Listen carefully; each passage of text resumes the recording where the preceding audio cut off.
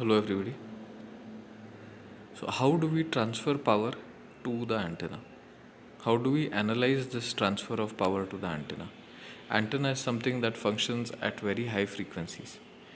There are multiple modes in which power can be transferred to the antenna. The simplest is the transmission line.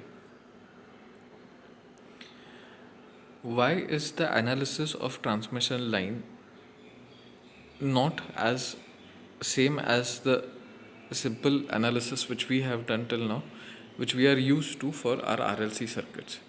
The simple fact is, in the simple analysis for RLC circuits, we assume that the voltage and current between a wire of any length remains the same. So the voltage and current at the source is equal to the voltage and current at the resistance in this circuit. But this does not hold true in an transmission line. A transmission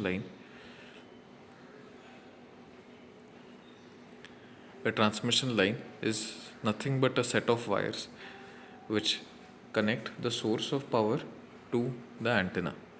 To analyze them, we need to take care of the following effects which are present at higher frequencies. First is a capacitive effect.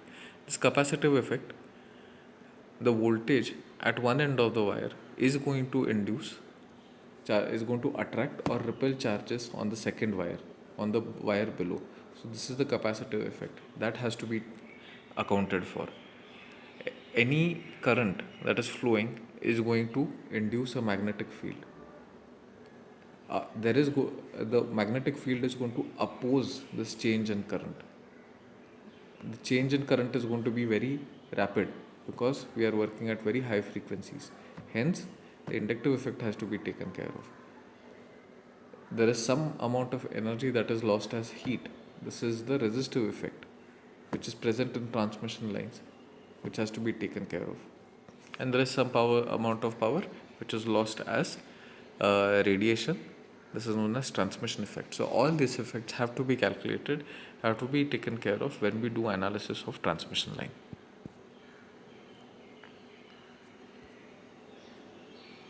So this is how an actual transmission line would look like with its electric field and magnetic field. There will be small snippets, there will be magnetic fields and there will be electric fields. This will be highly varying fields. So this gets modeled as a circuit like this. So each one of this green and red portion that we see here gets modeled as a RLC circuit. And the net analysis of this RLC circuit tells us the behavior of the transmission line. So there are four things which are captured here.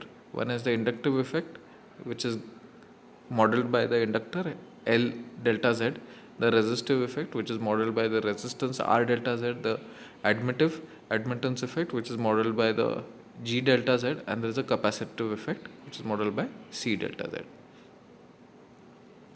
Each small section of this transmission line gets replaced by this RLC circuit, and the net analysis of this RLC circuit is done to figure out the net behavior of the transmission line between the voltage and the load capacitor.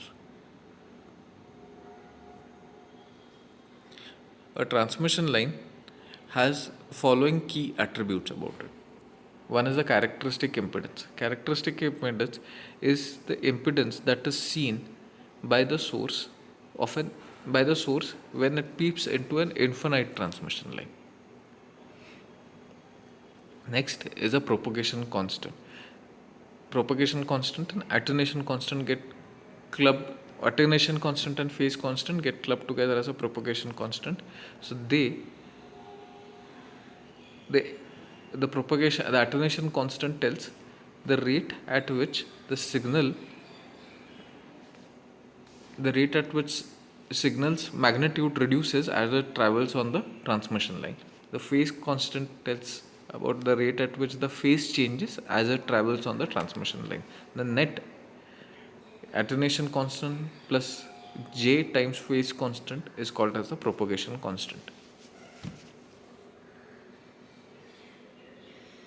So when we connect our antenna, when we connect the antenna to the source, when a transmission line is used between them, length of the antenna, the length of the transmission line, the characteristic impedance, the propagation constant, all these factors have to be considered so that maximum power is transferred from the source to the antenna so that the antenna can emit maximum power.